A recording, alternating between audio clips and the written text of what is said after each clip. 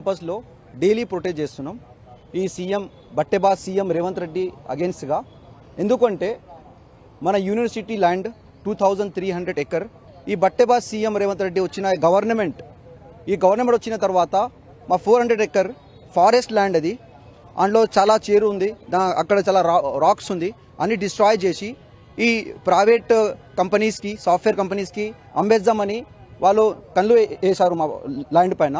మా university of హైదరాబాద్లో మొత్తం peace campus, democratic campus, academic campus, research base campus, ఇలాంటి క్యాంపసెస్లో ఈరోజు 100+ పోలీసులు ఇక్కడ ఎందుకు ఉన్నారు? దానితో డీజీపీ డిఎస్పీ వీళ్ళు ఎందుకు వస్తున్నారు ఇక్కడికి?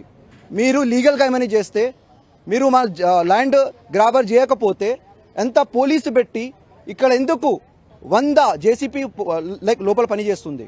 ఈ ఎందుకు అంత అవసరం వచ్చింది? నేను ఈరోజు రాహుల్ గాంధీతో అడుగుతున్నా. రాహుల్ గాంధీ ఢిల్లీలో ఉండి పెద్ద పెద్ద మాటలు మాట్లాడుతూ ఉంటారు వాళ్ళు. మీ బట్టెబాజ్ సీఎం రేవంత్ రెడ్డి మన యూనివర్సిటీ ఆఫ్ హైదరాబాద్లో వచ్చి మన 400 ఎకర్ ఎందుకు గ్రాబర్ చేస్తారు?